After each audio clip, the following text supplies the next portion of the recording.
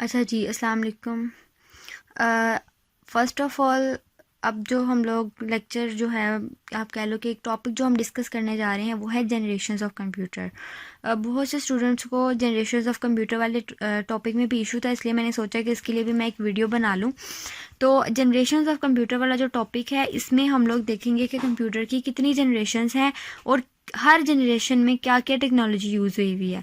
ठीक है, तो जनरेशन ऑफ कंप्यूटर्स होती क्या है, अगर हम लोग देखें तो जनरेशन ऑफ कंप्यूटर को किस तरह से डिनोट किया जाता है। The development of electronic computers. देखो, हर कंप्यूटर इलेक्ट्रॉनिक ही है, ठीक है, क्योंकि वो बिजली से चलता है। Can be divided into generations depending upon the technologies used.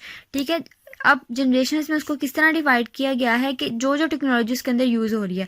पुराने जो जनरेशन थी, फर्स्ट जनरेशन या सेकंड जनरेशन होती थी, उसके अंदर ओल्ड टेक्नोलॉजी यूज़ होती थी, लेकिन अब जो लेटेस्ट आ गए हैं उनके अंदर लेटेस्ट टेक्नोलॉजी यूज़ होती है, इसलिए वो अब जनरेशन जो है वो इंक्रीज़ होती जा रही हैं। तो ये देखें द जनरेशन ऑफ कंप्यूटर। अब देखें 5 तरह की जनरेशन मौजूद हैं। फर्स्ट जनरेशन आपके पास क्या, अब ये उन्होंने जस्ट एक समरी बता दी है इस फॉर्म में ना, इस पैराग्राफ में ओवरऑल टॉपिक का सारी समरी बताई गई है। पहले क्या कहा गया, फर्स्ट जनरेशन। अब फर्स्ट जनरेशन की अगर बात की जाए तो उसमें क्या यूज़ हुआ करती थी, वैक्यूम ट्यूब्स। ठीक है, वैक्यूम ट्यूब्स क्या होती हैं, आपके पास बड़ी बड़ी ट्यूब्स होती थी और उनके लिए आपको स्पेशल किस्म की एसी वाला रूम चाहिए होता था। उनको संभालने के लिए आपको पूरे पूरे रूम्स की ज़रूरत पड़ती थी, बड़े रूम्स की ज़रूरत पड़ती थी। और आगे क्या लिखा हुआ है उसके जो ईयर है कि किस ईयर से किस ईयर तक ये जनरेशन रही थी, मतलब उसके बाद फिर एडवांसमेंट होगी, नई टेक्नोलॉजी आ गई और नया जो है वो नई जनरेशन आ गई। सेम उसी तरह जैसे मोबाइल में क्या होता है कि एक मॉडल आता है, वो फिर 2 साल तक रहता है या 3 साल तक रहता है, और 3 साल रहने के बाद फिर उससे अगला एक उससे बेहतर मॉडल आ जाता है, तो पहले वाले को रिफ्यूज़ कर दिया जाता है। सेम इसी तरीके से 1942 से 1955 तक कौन सी जनरेशन रही थी, फर्स्ट जनरेशन, जिसमें क्या यूज़ की जाती हैं, वैक्यूम ट्यूब्स। उसके बाद आती है सेकेंड जनरेशन। सेकेंड जनरेशन में जो टेक्नोलॉजी यूज़ की जाती थी वो थी ट्रांजिस्टर्स। ठीक है, वैक्यूम ट्यूब से ज़्यादा बेटर थे ट्रांजिस्टर्स। ठीक है, क्योंकि इनके लिए हमें एसी वाले रूम्स भी रिक्वायर्ड नहीं होते थे, या इनके लिए हमें बहुत ज़्यादा इस्तेमाल नहीं करना पड़ता था, ये हम इजीली अपने पास इसको यूज़ कर सकते थे कम कॉस्ट में। और इसका ईयर क्या था, 1955 से लेकर 1964 तक। फिर थर्ड जनरेशन में हमारे पास आगे इंटीग्रेटेड सर्किट्स, जिनका ड्यूरेशन ये लिखा हुआ है 1964 से 1975। फिर आगे फोर्थ में माइक्रो प्रोसेसर और फिफ्थ में आगे artificial intelligence. Present and beyond का क्या मतलब है कि अभी चल रही है और चलती रहेगी। ठीक है, और यहाँ पे क्या लिखा हुआ है, 75 से अभी तक चल रही है। हम जो यूज़ करते हैं अपने लैपटॉप्स में, अपने पर्सनल कंप्यूटर्स में, वो फोर्थ जनरेशन है। फिफ्थ जनरेशन अब आ चुकी है और मोस्टली लोग उसको यूज़ भी कर रहे हैं, चल रही है। हम जो यूज़ करते हैं अपने लैपटॉप्स में, अपने पर्सनल कंप्यूटर्स में, वो फोर्थ जनरेशन है। फिफ्थ जनरेशन अब आ चुकी है और मोस्टली लोग उसको यूज़ भी कर रहे हैं।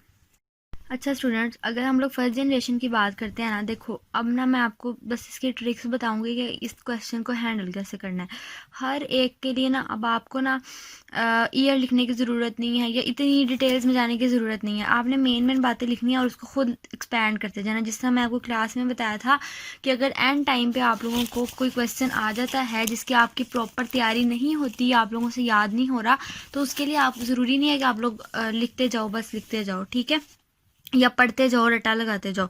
इसको तरीके से याद करना कुछ भी मुश्किल नहीं है। ठीक है, ये बात है ना, इस पैराग्राफ के अंदर आपको टोटली बता दिया गया है कि जनरेशन्स के अंदर है क्या, चल क्या रहा है। अब फर्ज करो कि फर्स्ट जनरेशन की अगर हम बात कर लें तो इसमें क्या लिखा हुआ है, the beginning of commercial computer age is from UNIVAC, यानी कि यूनिवर्सल ऑटोमेटिक कंप्यूटर। ठीक है, ये बिगिनिंग थी बिल्कुल, जब कंप्यूटर आया था, फर्स्ट जनरेशन की बात हो रही है ना, तो ये बिगिनिंग होगी बिल्कुल। ठीक है, और इसको 2 साइंटिस्ट ने बनाया था। वो साइंटिस्ट कौन कौन से थे, मोकले एंड एक्रिड। ठीक है, at the census department of United states in 1947।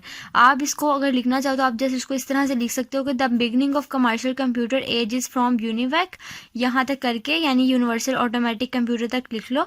उसके बाद लिख लेना कि it was developed by 2 scientist. बस साइंटिस्ट का बेशक नाम लिख लें क्योंकि आपको MCQs तो आने नहीं है।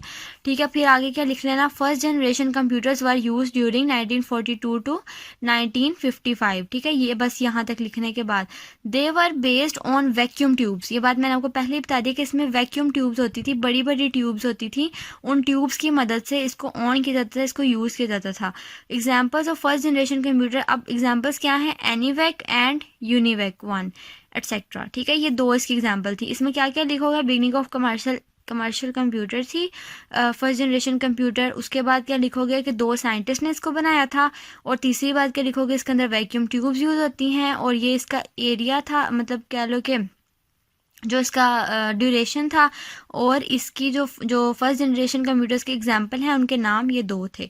ये लिख देना बस, कुछ पॉइंट्स 4-5 पॉइंट्स मैंने आपको बता दिए हैं, उसके अंदर आप मज़ीद चीज़ें ऐड कर सकते हो कि ये फर्स्ट जनरेशन सबसे ओल्ड जनरेशन थी, लेकिन ये कामयाब नहीं रही थी, दैट्स वाई जो है वो इसको नहीं आगे लेके चला गया। अब आप लोग आगे देखो ना, तो बहुत आसान से एडवांटेजेस और डिसएडवांटेजेस हैं। अगर हम एडवांटेजेस की बात करें तो सबसे पहला एडवांटेज क्या है कि vacuum tubes were the only electronic component available during those days. ठीक है, वैक्यूम ट्यूब सिर्फ वाहिद होता था जो कि कंपोनेंट अवेलेबल था। Vacuum tube technology made possible to make electronic digital computer, यानी इसकी मदद से ही जो वैक्यूम टेक्नोलॉजी थी ना, जैसे हमने CRT मॉनिटर्स में भी पढ़ा था, आउटपुट डिवाइसेस में, कि वहाँ पे क्या हमने देखा था कि ट्यूब्स यूज़ हो रही होती, जहाँ जो कि क्या करती थी, लाइट जो है वो रिलीज़ करती थी, जिसकी मदद से इमेज बनती थी। These computers could calculate data in millisecond. जाहिर अगर कंप्यूटर्स थे तो वो कुछ ना कुछ तो फ़ायदा दे ही रहे थे, तो जिसकी वजह से वो आपकी जो इमेज थी, आपकी जो कैलकुलेशन थी, वो फॉर्म होती जाती थी। अब डिसएडवांटेजेस में क्या आ जाएगा कि वैक्यूम ट्यूब्स या फिर फर्स्ट जनरेशन कंप्यूटर्स क्यों कामयाब नहीं रहे, क्योंकि दीज वर वेरी लार्ज, वो बहुत बड़े हुआ करते थे, बड़े बड़ी ट्यूब्स थी, तो बड़ी बड़ी ट्यूब्स को रखने के लिए हमें जगह, स्पेस भी चाहिए थी। स्पेस के अलावा हमें उसका एटमॉस्फेयर भी ठीक बनाना पड़ता था। Consumed a large amount of energy बहुत ज़्यादा कंज्यूम करते थे। हीटेड वेरी सून, बहुत जल्दी गर्म हो जाया करते थे, due two thousand of vacuum tubes, क्योंकि वैक्यूम ट्यूब्स थाउजेंड्स में होती थी।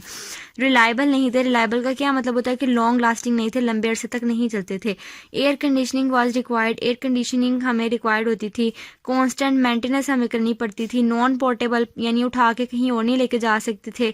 लिमिटेड कमर्शियल यूज़ था, स्लो स्पीड थी उनकी।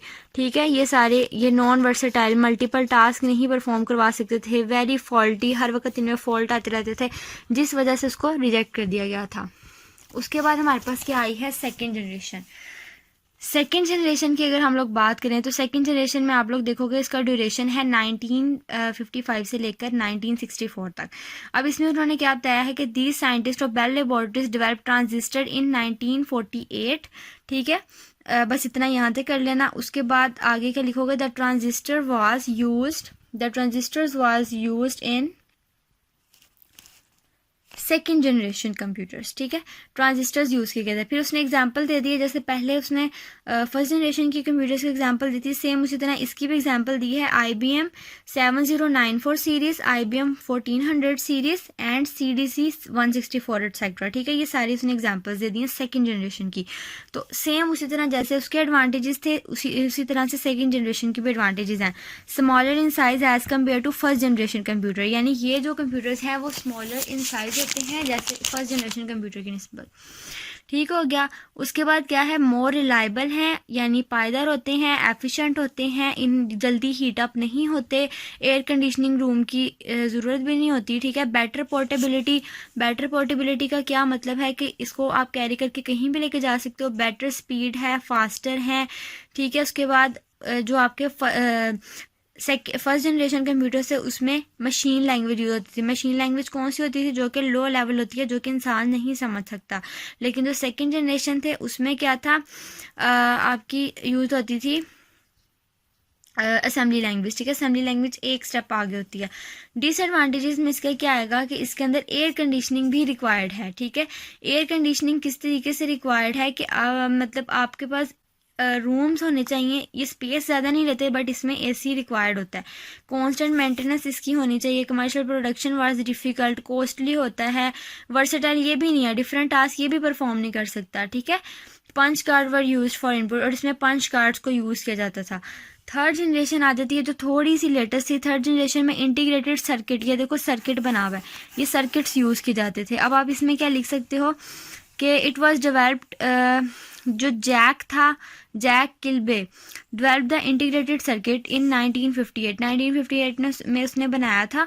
The major invention of third generation computer was the development of IC. इसे आईसी भी बोला जाता है और IC stands for integrated circuit. इतना इनफ है। एग्जांपल्स में क्या दोगे? थर्ड जनरेशन कंप्यूटर की IBM system over 360, UNIVAC 1108 and IBM 360 etcetera. ठीक है, ये याद रहें तो ठीक है, वरना ज़्यादा फोकस करना एडवांटेज और डिसएडवांटेज याद करने पे। अब हम देखते हैं जनरेशन है, उसके एडवांटेजेस देखो। लेस एनर्जी यूज़ होती है, मोर गुड स्पीड है, टोटली जनरल पर्पस होते हैं, गुड स्टोरेज अच्छी है, वर्सेटाइल हैं, यानी कि मल्टीपल डिफरेंट टास्क परफॉर्म कर सकते हैं, बेटर एक्यूरेसी, एक्यूरेट रिजल्ट्स देते हैं, माउस कीबोर्ड आप यूज़ कर सकते हो इनपुट के लिए। डिसएडवांटेजेस अगेन वही आ जाते हैं कि क्या रिक्वायर्ड है? Air conditioning required, high sophisticated technology required for the manufacturing of IC. देखो इंटीग्रेटेड सर्किट, अब कहीं पे भी सर्किट बन रहे होंगे तो वहाँ पे हमें ऑब्वियसली उस तरह का माहौल भी चाहिए होगा, एनवायरनमेंट भी चाहिए होगा, तो उस सूरत में हम उसको बना सकेंगे। देन अगर हम लोग फोर्थ जनरेशन की बात करें तो फोर्थ जनरेशन ऐसी जनरेशन है जो हम आजकल यूज़ कर रहे हैं। वो कौन सी है? इसलिए यहाँ पे लिखा गया है 1975 से लेकर प्रेजेंट तक। तो ये क्या है? The fourth generation computer started with the invention of micro processors. Micro processor क्या होता है? ये एक स्मॉल चिप होती है। अभी इंटीग्रेटेड सर्किट जो थी वो लार्ज चिप्स थी, ठीक है, यहाँ पे कह लो कि वो सर्किट्स थे। ये क्या होती हैं? ये स्मॉल चिप होती है containing thousands of integrated circuits on it. अब ये स्मॉल चिप्स होती हैं और इनके ऊपर जिस तरह से एक चिप है, ये स्मॉल चिप है, ठीक है, स्मॉल चिप एक आपके पास मौजूद है, ठीक है, उसके ऊपर मज़ीद जो है ना वो इंटीग्रेटेड सर्किट्स मौजूद हैं। उसके बाद देखें जी यहाँ तक कर लेना, फिर आगे एडवांटेजेस पे आ जाओ। एडवांटेजेस में क्या आएगा? Very small in size, less power consume करते हैं, रिलायबल हैं, पावरफुल हैं, कमर्शियल प्रोडक्शन, चीपेस्ट हैं। ये सारा कुछ ना सारों में सेम है। लेकिन जैसे जैसे हम जनरेशन्स में आगे बढ़ते जाएंगे ना कि फर्स्ट से सेकंड पे आए तो वो थोड़ा सा बेहतर हुआ, सेकंड से थर्ड पे आए, फोर्थ पे आए। अब डिसएडवांटेज में देखो, high sophisticated technology required for manufacturing micro processors. ठीक है, इसमें भी बहुत high sophisticated technology, high technology use होती है जब हम लोगों ने माइक्रो प्रोसेसर्स को डेवलप करना होता है, क्योंकि माइक्रो प्रोसेसर्स बहुत छोटे होते हैं जिनके ऊपर हंड्रेड या थाउजेंड्स में जो इंटीग्रेटेड सर्किट्स हैं वो मौजूद होते हैं। देन हमारे पास आ जाती है फिफ्थ जनरेशन। फिफ्थ जनरेशन हमारे पास लेटेस्ट है और इसमें क्या होता है, वर्किंग हो रही है फिफ्थ जनरेशन के ऊपर अभी भी, क्योंकि वो आर्टिफिशियल इंटेलिजेंस है। तो उसके बाद computer can understand spoken words, instructions and imitate human responding, ठीक, रीजनिंग। ठीक है, अब वो क्या करता है, आपका कंप्यूटर उसको रीड करते और आपको रिस्पॉन्ड कर रहा होता है आप आर्टिफिशियल इंटेलिजेंस के थ्रू। ठीक हो गया। फिफ्थ जनरेशन अभी चल रही है, इसमें आप आर्टिफिशियल इंटेलिजेंस का जिक्र कर सकते हो। तो इस तरीके से अगर आप लोग इनके एडवांटेजेस और डिसएडवांटेजेस पे फोकस करते हो तो आप इजीली इसको काम कर सकते हो और इजीली आप इस जो ये टॉपिक है इसको कवर कर सकते हो। इसके अलावा जो टॉप 20 क्वेश्चंस है वो दूसरी वीडियो में मैंने बनाए हैं, आप उसको भी चेक कर लेना। ठीक हो गया। अब ये टॉपिक होपफुली समझ आ गया अगर आप लोग इसको कर लोगे। मैंने देखा था कि ट्यूब्स यूज़ हो रही होती थी जहाँ, जो कि क्या करती थी, लाइट जो है वो रिलीज़ करती थी जिसकी मदद से इमेज बनती थी।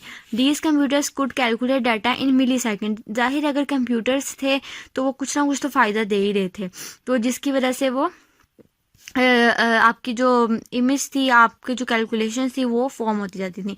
अब डिसएडवांटेजेस में क्या आ जाएगा कि वैक्यूम ट्यूब्स या फिर फर्स्ट जनरेशन कंप्यूटर्स क्यों कामयाब नहीं रहे, क्योंकि दीज वर वेरी लार्ज, वो बहुत बड़े हुआ करते थे, बड़े बड़ी ट्यूब्स थी। तो बड़ी बड़ी ट्यूब्स को रखने के लिए हमें जगह, स्पेस भी चाहिए थी। स्पेस के अलावा हमें उसका एटमॉस्फेयर भी ठीक बनाना पड़ता था। Consumed a large amount of energy बहुत ज़्यादा कंज्यूम करते थे। हीटेड वेरी सून, बहुत जल्दी गर्म हो जाया करते थे due two thousand of vacuum tubes, क्योंकि वैक्यूम ट्यूब्स थाउजेंड्स में होती थी। रिलायबल नहीं थे। रिलायबल का क्या मतलब होता है कि लॉन्ग लास्टिंग नहीं थे, लंबे अरसे तक नहीं चलते थे। Air conditioning was required, air conditioning हमें रिक्वायर्ड होती थी। कांस्टेंट मेंटेनेंस हमें करनी पड़ती थी। नॉन पोर्टेबल, यानी उठा के कहीं और नहीं लेके जा सकते थे। लिमिटेड कमर्शियल यूज़ था। स्लो स्पीड थी उनकी। ठीक है, ये सारे, ये नॉन वर्सेटाइल, मल्टीपल टास्क नहीं परफॉर्म करवा सकते थे। वेरी फॉल्टी, हर वक्त इनमें फॉल्ट आते रहते थे, जिस वजह से उसको रिजेक्ट कर दिया गया था। उसके बाद हमारे पास क्या आई है, सेकेंड जनरेशन। सेकेंड जनरेशन की अगर हम लोग बात करें तो सेकेंड जनरेशन में आप लोग देखोगे इसका ड्यूरेशन है 1955 से लेकर 1964 तक। अब इसमें उन्होंने क्या बताया है कि these scientist of Bell laboratories develop transistor in 1948। ठीक है, बस इतना यहाँ तक कर लेना। उसके बाद आगे का लिखोगे the transistors was used in second generation computers. ठीक है, ट्रांजिस्टर्स यूज़ किए गए थे। फिर उसने एग्जांपल दे दिए, जैसे पहले उसने फर्स्ट जनरेशन की कंप्यूटर्स की एग्जांपल दी थी, सेम उसी तरह इसकी भी एग्जांपल दी है। IBM 7094 series, IBM 1400 series and CDC 164 etcetera. ठीक है, ये सारी उसने एग्जाम्पल्स दे दी हैं सेकेंड जनरेशन की। तो सेम उसी तरह जैसे उसके एडवांटेजेस थे उसी तरह से सेकेंड जनरेशन की भी एडवांटेजेस हैं। Smaller in size as compare to first generation computer, यानी ये जो कंप्यूटर्स हैं वो स्मॉलर इन साइज होते हैं जैसे फर्स्ट जनरेशन कंप्यूटर की निस्बत। ठीक हो गया। उसके बाद क्या है, मोर रिलायबल हैं, यानी पायदार होते हैं, एफिशिएंट होते हैं, इन जल्दी हीट अप नहीं होते, एयर कंडीशनिंग रूम की ज़रूरत भी नहीं होती। ठीक है, बेटर पोर्टेबिलिटी का क्या मतलब है कि इसको आप कैरी करके कहीं भी लेके जा सकते हो। बेटर स्पीड है, फास्टर है। ठीक है, उसके बाद जो आपके फर्स्ट जनरेशन कंप्यूटर से उसमें मशीन लैंग्वेज यूज होती थी। मशीन लैंग्वेज कौन सी होती थी, जो कि लो लेवल होती है, जो कि इंसान नहीं समझ सकता। लेकिन जो सेकंड जनरेशन थे उसमें क्या था, आपकी यूज होती थी। उसके बाद क्या है, मोर रिलायबल हैं, यानी पायदार होते हैं, एफिशिएंट होते हैं, इन जल्दी हीट अप नहीं होते, एयर कंडीशनिंग रूम की ज़रूरत भी नहीं होती। ठीक है, बेटर पोर्टेबिलिटी का क्या मतलब है कि इसको आप कैरी करके कहीं भी लेके जा सकते हो। बेटर स्पीड है, फास्टर है। ठीक है, उसके बाद जो आपके फर्स्ट जनरेशन कंप्यूटर से उसमें मशीन लैंग्वेज यूज होती थी। मशीन लैंग्वेज कौन सी होती थी, जो कि लो लेवल होती है, जो कि इंसान नहीं समझ सकता। लेकिन जो सेकंड जनरेशन थे उसमें क्या था, आपकी यूज होती थी असेंबली लैंग्वेज। ठीक है, असेंबली लैंग्वेज एक स्टेप आगे होती है। डिसएडवांटेजेस में इसका क्या आएगा कि इसके अंदर एयर कंडीशनिंग भी रिक्वायर्ड है। ठीक है, एयर कंडीशनिंग किस तरीके से रिक्वायर्ड है कि मतलब आपके पास रूम्स होने चाहिए, ये स्पेस ज़्यादा नहीं लेते बट इसमें AC रिक्वायर्ड होता है। कांस्टेंट मेंटेनेंस इसकी होनी चाहिए। Commercial production was difficult, costly होता है। वर्सेटाइल ये भी नहीं है, डिफरेंट टास्क ये भी परफॉर्म नहीं कर सकता। ठीक है, punch card were used for input, और इसमें पंच कार्ड्स को यूज़ किया जाता था। थर्ड जनरेशन आ जाती है जो थोड़ी सी लेटेस्ट थी। थर्ड जनरेशन में इंटीग्रेटेड सर्किट, ये देखो सर्किट बना हुआ है, ये सर्किट्स यूज़ किए जाते थे। अब आप इसमें क्या लिख सकते हो कि इट वाज डेवलप्ड, जो जैक था, Jack Kilby develop the integrated circuit in 1958 में उसने बनाया था। The major invention of third generation computer was the development of IC, इसे IC भी बोला जाता है, और IC stands for integrated circuit. इतना इनफ है। एग्जाम्पल्स में क्या दोगे, थर्ड जनरेशन कंप्यूटर की IBM system over 360, UNIVAC 1108 and IBM 360 etcetera. ठीक है, ये याद रहे तो ठीक है, वरना ज़्यादा फोकस करना एडवांटेज और डिसएडवांटेज याद करने पे। अब हम देखते हैं जनरेशन है, उसके एडवांटेजेस देखो। लेस एनर्जी यूज़ होती है, मोर गुड स्पीड है, टोटली जनरल पर्पस होते हैं, गुड स्टोरेज अच्छी है, वर्सेटाइल हैं, यानी कि मल्टीपल डिफरेंट टास्क परफॉर्म कर सकते हैं, बेटर एक्यूरेसी, एक्यूरेट रिजल्ट्स देते हैं, माउस कीबोर्ड आप यूज़ कर सकते हो इनपुट के लिए। डिसएडवांटेजेस अगेन वही आ जाते हैं कि क्या रिक्वायर्ड है, air conditioning required, high sophisticated technology required for the manufacturing of IC। देखो इंटीग्रेटेड सर्किट, अब कहीं पे भी सर्किट बन रहे होंगे तो वहाँ पे हमें ऑब्वियसली उस तरह का माहौल भी चाहिए होगा, इन्वायरमेंट भी चाहिए होगा, तो उस सूरत में हम उसको बना सकेंगे। देन अगर हम लोग फोर्थ जनरेशन की बात करें तो फोर्थ जनरेशन ऐसी जनरेशन है जो हम आजकल यूज़ कर रहे हैं। वो कौन सी है, इसलिए यहाँ पे लिखा गया है 1975 से लेकर प्रेजेंट तक। तो ये क्या है, the fourth generation computer started with the invention of micro processors.